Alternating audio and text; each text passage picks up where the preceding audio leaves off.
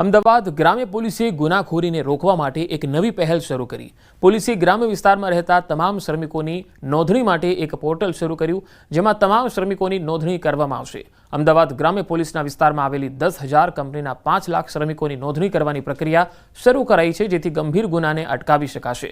ગ્રામ્ય પોલીસે એક નવું પોર્ટલ શરૂ કર્યું, જેને લોગિન આઈડી કંપની અને લેબર કોન્ટ્રાક્ટરોને આપવામાં આવશે।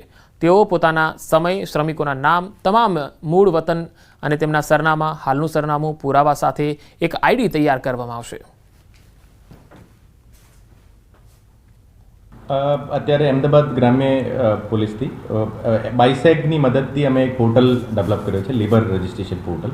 આ જે લેબર રજિસ્ટ્રેશન પોર્ટલ છે એનું યુટિલાઇઝેશન એવું છે કે તમામ જે કંપનીઓ છે જે તમામ લેબર કોન્ટ્રાક્ટર છે એ તમામને એક લોગિન આઈડી આપવામાં આવશે।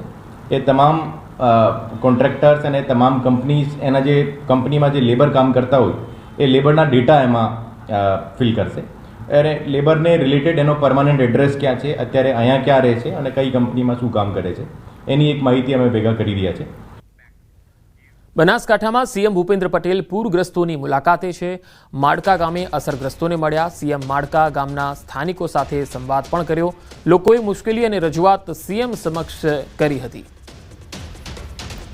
વધુ માહિતી મેળવીએ સંવાદદાતા કિશોર તુવર બનાસકાંઠાથી જોડાયા છે।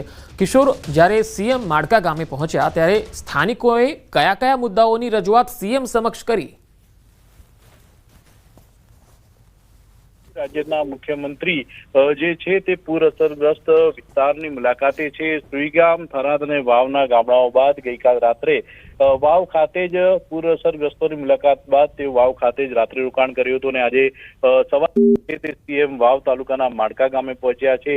માડકા ગામના સ્થાનિક લોકો સાથે સંવાદ કર્યો હતો અને માડકા ગામના જે પણ સમસ્યાઓ છે તે સમસ્યાઓ સાંભળી હતી। ખાસ કરીને માડકા ગામમાં જ્યારે પૂર આવે છે, 2015 હોય, 17 હોય કે 2023 હોય કે 2025 હોય, જ્યારે પૂરનું પાણી આવે છે ત્યારે માડકા ગામમાં નદીનો પ્રવાહ ચાલતો હોય તેવા દ્રશ્યો સર્જાતા હોય છે અને આ જે પાણી આવે છે તે પાણીનો કાયમી નિકાલ કરવા માટેની રજૂઆત જે છે તે સીએમને કરવામાં આવી હતી ગામ લોકો દ્વારા। તે ઉપરાંત ગેનીબેન ઠાકોર પણ તે સમયે ત્યાં પહોંચ્યા હતા અને ગેનીબેન ઠાકોરે પણ સમગ્ર સ્થિતિની જે રજૂઆત છે તે સીએમને કરી હતી અને મુખ્યમંત્રીએ પણ સ્થાનિકો સાથે ખુલ્લા મનથી વાત કરી હતી અને કાયમી આ પાણીનું નિરાકરણ થાય તે માટે પ્રયાસો કરવા મુખ્યમંત્રીએ માડકા ગામના લોકોને ખાતરી પણ આપી છે। જી કિશોર, આભાર માહિતી આપવા માટે। સરદાર સરોવર નર્મદા ડેમની સપાટીમાં વધારો થયો છે। નર્મદા ડેમની ફરી સિઝનમાં બીજી વખત 136 મીટર પાર થઈ છે સપાટી। ઉપરવાસમાંથી 1,13,045 ક્યુસેક પાણીની આવક છે, જેની સામે નર્મદાના 5 ગેટમાંથી 1,12,572 ક્યુસેક પાણી નર્મદા નદીમાં છોડવામાં આવી રહ્યું છે, એટલે કે જાવક છે। હાલ નર્મદા ડેમની સપાટી 136.09 મીટરે પહોંચી છે। આજે પણ નર્મદા ડેમના 5 ગેટ 1.42 મીટર ખુલ્લા છે। વધુ માહિતી મેળવીએ સંવાદદાતા દીપક પટેલ નર્મદાથી જોડાયા છે। દીપક, આ સિઝનમાં નર્મદા ડેમની સપાટી તેની ફાઇનલ સપાટી સુધી પહોંચે એવું લાગે છે?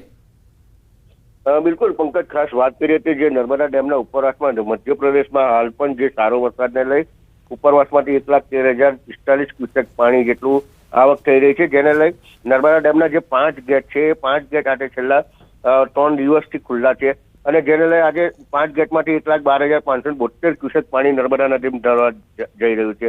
કહી શકાય કે જે નર્મદા ડેમ જે છે એ સપ્ટેમ્બર માસમાં જ મહત્તમ સપાટી એની વટાવે છે અને દર વર્ષે સપ્ટેમ્બર માસમાં જે મહત્તમ સપાટી વટાવતા એના વધામણા પણ કરવામાં આવે છે।